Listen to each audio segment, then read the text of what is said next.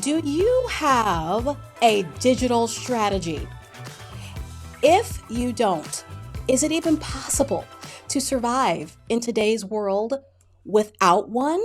Well, that is what we are talking about today on the Business Breakout. We're going to be discussing that and why your company needs to have a digital strategy. We're doing this with digital strategist Sarah Chapman. And on the next level stage, we've got vocalist and artist coach Meka King. All this and more coming up on the Business Breakout. Get up on your feet, this is a shakedown. Order up that beat just like it's takeout. Show me you got soul inside those new shoes. Hello, everybody. I am so excited that you are here with us today. And of course, as always, I am not here alone. Hey, we've got the audience. What is going down? I'm so happy that you guys are here with us today. It is going to be such a good show today. I have got some fab people on, and we're going to be talking about the stuff today. As always, if you are here joining us live, let me know that you are here with us live and give me a hey, hashtag live. And if you're watching with us in the replay, give me a hashtag replay. We're going to be talking about some amazing stuff today. It's going to be a really good time.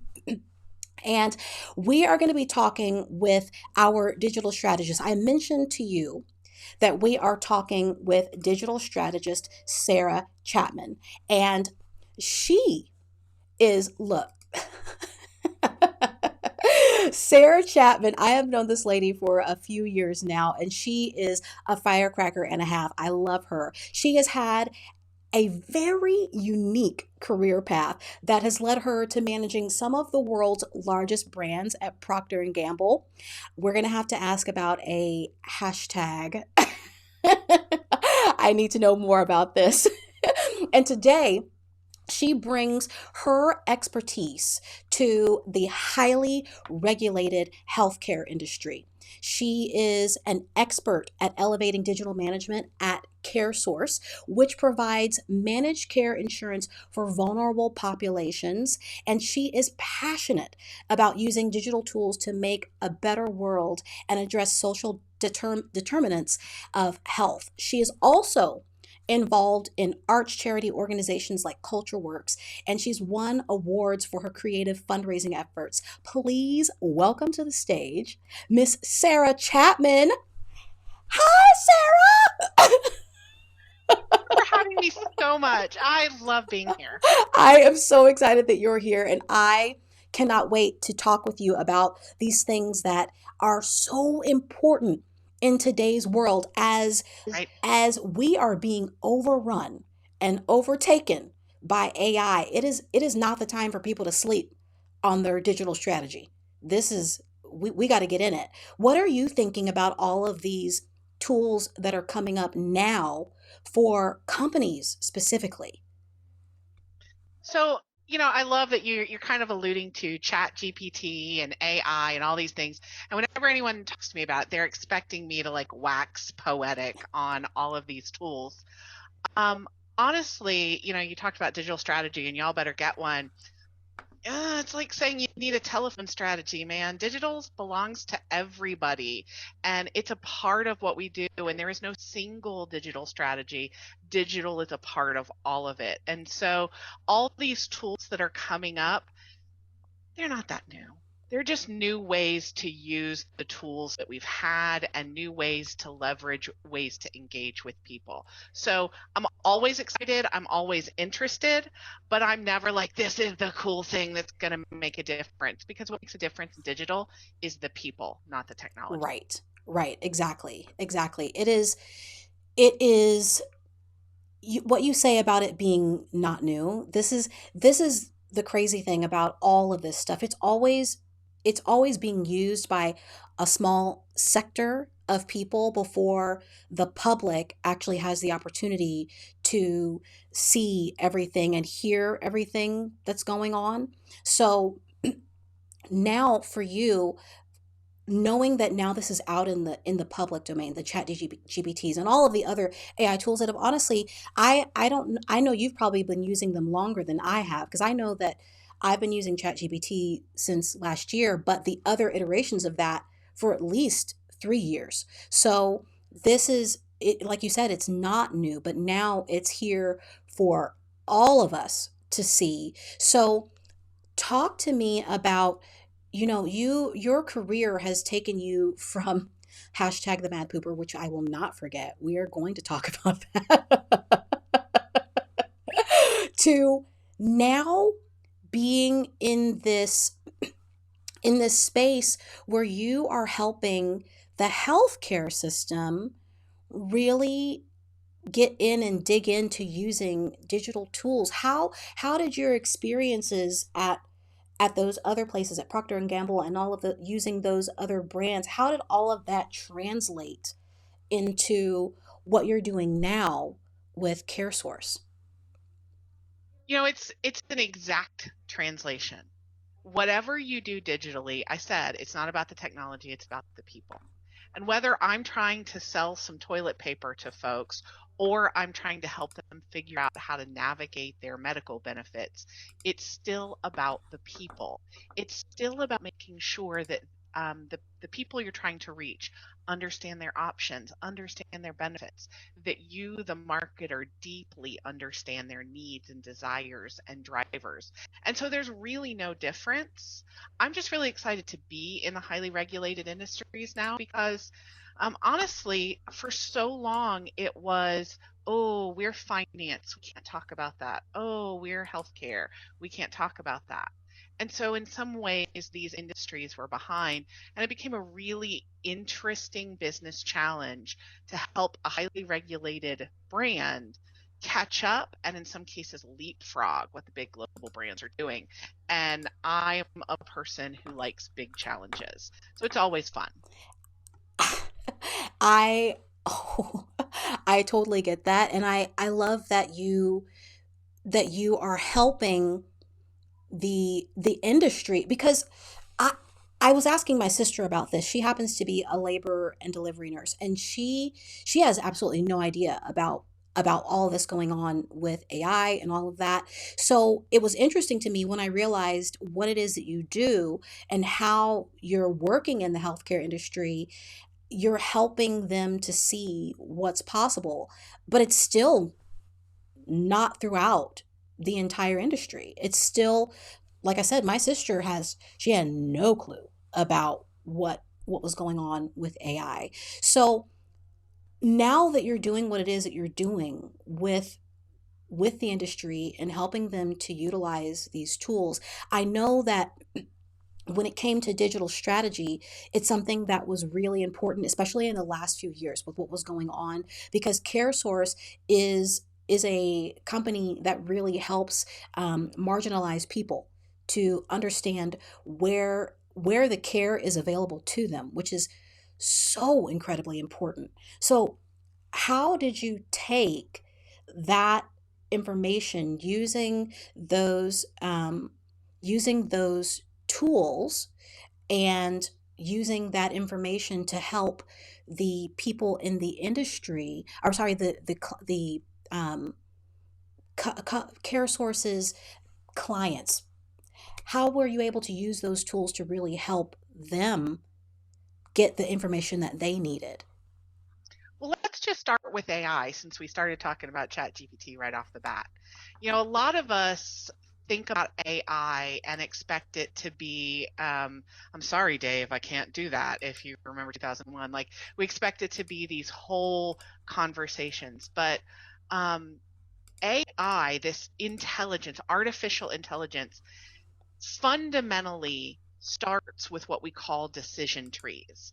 And if this, yes or no, well, if we do yes, then yes or no here, and yes or no here. And so these simple decision trees are still AIs, and we can leverage them in really powerful ways. You mentioned the pandemic, and especially when the vaccinations came out, there's this culture of mistrust of the government, and I'm from the government. I'm trying to help you.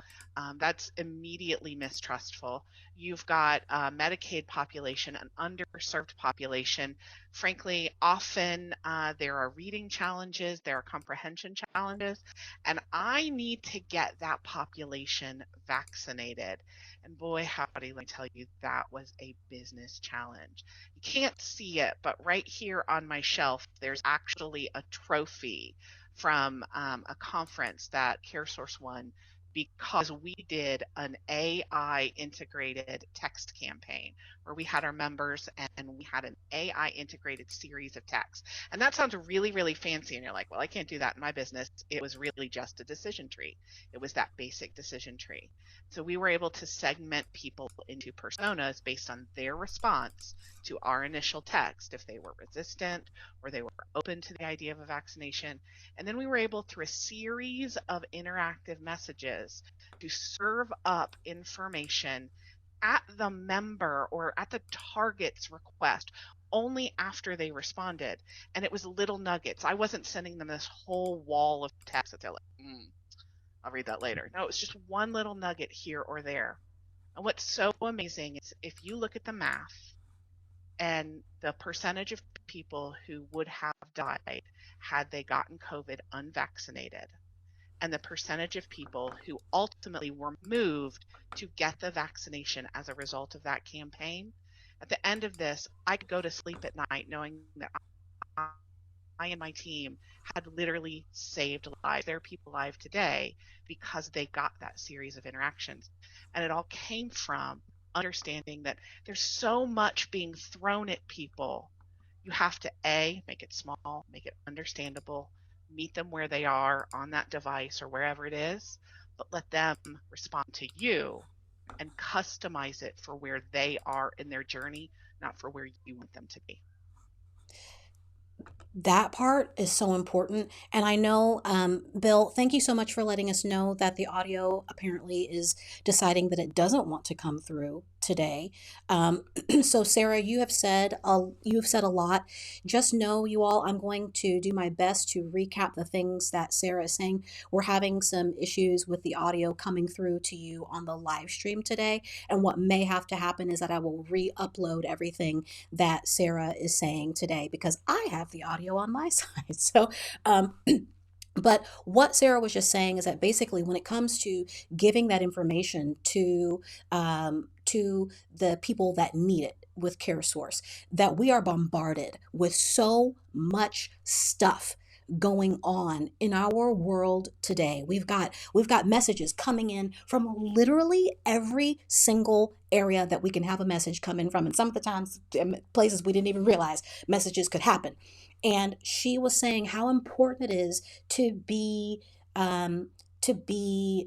specific with how you are delivering information to people so that you're not overwhelming them. Because when it comes to healthcare, there is so much, life in general, there's so much to need to know to survive in life.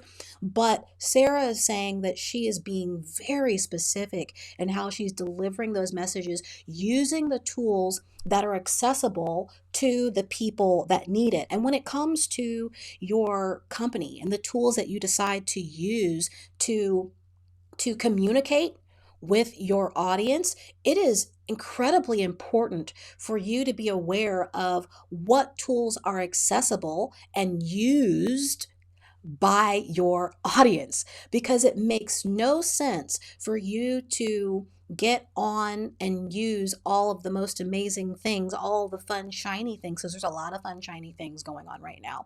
There's a lot of fun, shiny things going on right now. But if your audience isn't there, then it doesn't really make sense for you to hop on that train.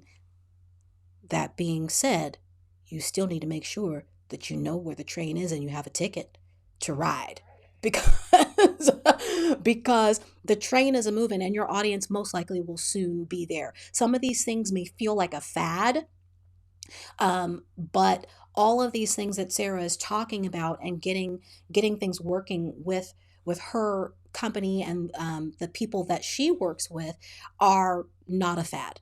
And Sarah, in the time that she has been doing this for quite a while, she's been at this since the ICQ days, y'all. Since ICQ. Gotta be old to know what that is. It's okay if you don't. That was back when the internet came on these CDs in the mail. That's back when those were there. Wait a minute. I had those CDs. I remember.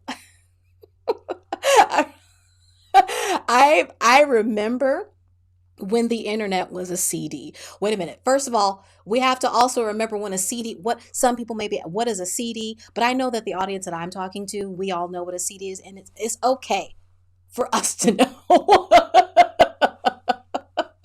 What we will reminisce together. But we're all trying to stay on top of things, and you talked about the next shiny object, and TikTok is a great example. I'm constantly asked, oh, are we going to start a brand TikTok? Do I need to start a brand TikTok? TikTok is where all the kids are. TikTok, TikTok, TikTok. So much TikTok. Yeah, and people feel like it's this new thing. But if you step back away from the name of TikTok, well, we've had short form video for a long time. Vines, Reels. It's just a new way to have the same thing at a new space. And I know, yes, there's a lot of research that certain generations are using TikTok as primary search. And like you said, you got to know where the train is and you got to buy your ticket. And I got my ticket. But folks, don't sleep on Facebook and LinkedIn because it's still the giant. LinkedIn is incredibly powerful. It's one of the few social platforms that has not turned into a conspiracy-riddled hellscape. Like, don't sleep on these classics. Right. The new. Right. It's so true. So what Sarah was just saying, for those of you that are watching us in the live stream, what Sarah was just saying is that you cannot sleep on the stuff that's been around for what seems like a long time, like the LinkedIns, like the Facebooks. It seems like they are falling out, but they're not. Don't sleep on those platforms, y'all. Don't sleep on them. And she was also saying that these things that feel new, like shorts and reels and things, they're not new. Remember the Vine days? When she said Vines, I forgot about Vines. I feel like I tried to hop on the Vine train for like a hot second, and then I was gone. And then it was also gone. And it became, as you said, Instagram Reels. It became TikTok. And it became Facebook Shorts. It became YouTube Shorts. The Shorts is where it's at right now. Right. And that has to do with something that you said before about people's attention. People's attention is not as long as we sometimes want it to be. And it depends on what's going on. But for dense information, short, sweet bites of dense information so that people can grasp on to what it is that you're trying to get across, which is important, not just for what you're doing as a company, but also for if you're trying to do an event. It's super important to keep that in mind, the attention span and what it is that you're giving to the people so that they can really take in what it is you want them to take in and the time that you have with them. Sarah, look, ma'am, there is so much.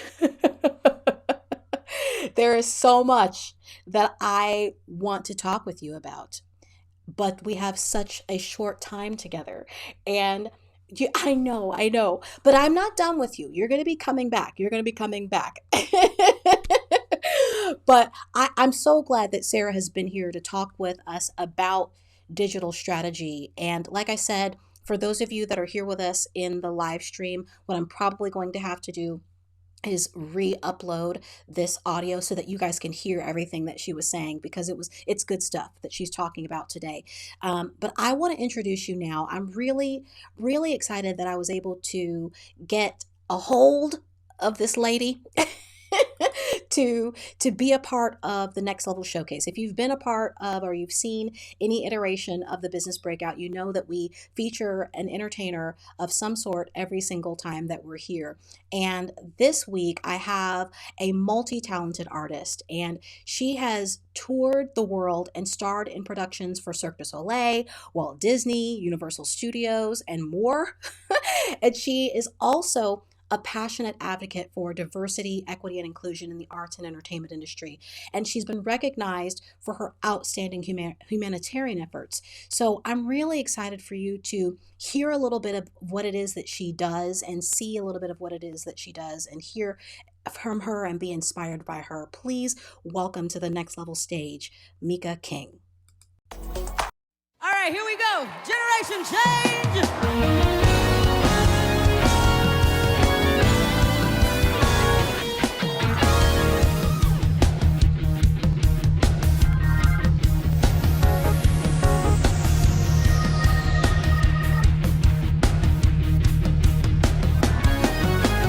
Who will make a difference? Who will take a stand? Who will move the mountains? Who will say I can? Who will make a difference? Oh, who will take a stand? I wanna know. Who will move the mountains? Who will say I can? Who will be the leaders of a chosen generation? Who will rise up? Who will? Yeah, yeah. Will stand up and change the world. Oh, you are the generation. Make a change. Make a change. You are the generation. You are the generation. Honor his name. You are the generation. Who's gonna change this whole world? Change the world. You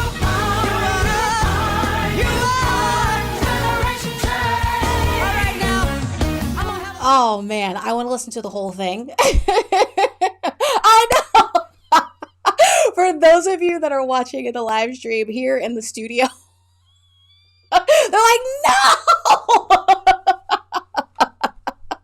You're going to have to go look up Meka if you want to hear the rest.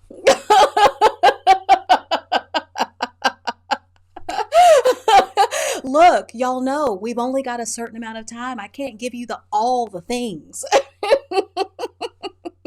But I did have some time to sit down with Meka and talk with her about her story and how she has moved through this world being the artist that she is and doing the things that she does. Unfortunately, she wasn't able to be with us here live, but I'm so glad that we have the mediums that we do now, the tools that we do now, so that you can hear her story. Please take a listen and hear what Meka King has to say about being an artist. Oh my goodness, Meka, I am so glad you're here. Even though we weren't able to do this live, I am so grateful that we have this medium. So first, can you tell us a little bit more about you and what it is that you do? Hi, Ella. Thank you so much for having me. My name is Meka King, and I'm an artist here in Central Florida. I am a singer, actor, sometimes dancer when they force me to be. I am a worship leader and recording artist, a writer, and an advocate and activist for other artists. And I'm a business owner who helps artists create and achieve their career goals and dreams. Whew. Girl, I understand only dancing when forced to. The days of kicking over my head are long gone. But anyway, there's so much that you are into and it's so interesting. Can you let us know, how did you even get into all of that? Wow, that is a really loaded question. I actually am by trade a journalist. I went to school for broadcast journalism at the Northwestern University Medill School of Journalism. I went all the way to Chicago because it was the #1 journalism school and I wanted to be the next Oprah. However, God had other plans. I had always sung in my church choir as a child. Singing in the choir brought me such joy, and I thought it was a hobby. But once I got to college, I realized that it was more of a passion, and I wanted to pursue that. My family at the time said, girl, you better finish your degree and come back here and get a real job, which is what I did, but I continued to pursue my passion. And one day I was faced with a pivotal decision. I had a gig that was literally going to pay me more in 2 days than I would have made in 2 weeks in the newsroom. I asked for the time off, and my news director at the time said, well, I guess you have a decision to make. And I said, already made. And I left the newsroom that day and I never looked back. Now, I have had various incarnations of my artistry and what I've done over the years, and each of those has amazing, unique stories, but that is what propelled me into my passion. That crucial and pivotal moment, that decision that I had to make, the leap that I had to take to step out, not knowing what was going to be there, not having a safety net. And I'm so glad that I did, because 23 years later, I am still creating art and still building on my passion. Oh man, I love that so much. And I can't believe that I've known you this long and did not remember that part of your story, that you started out as a journalist. It's so incredible, the journey that you've been on and the things that you've learned in that time. And while I would love to talk with you more, we've got to close out our time together. So could you please let us know what's the one thing you want to leave our audience with? So absolutely. I tell my clients this all the time. Artistry is hard. This is not an easy industry. It's not for the weak. It's not for the faint of heart.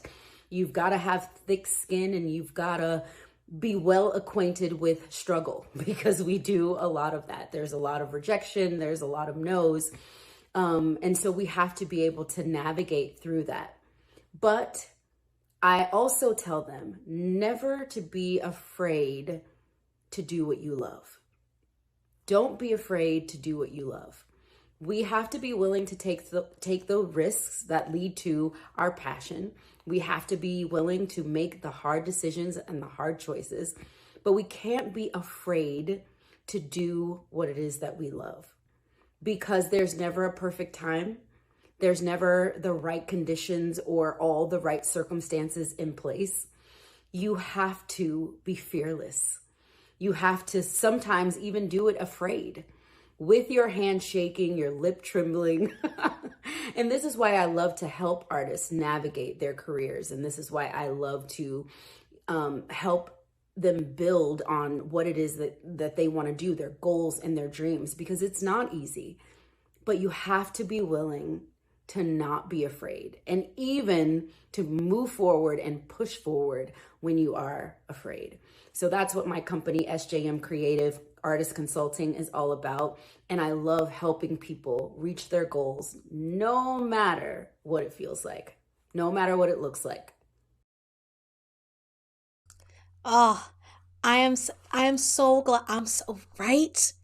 Right? I'm so glad that she was able to be here, right? It's so good.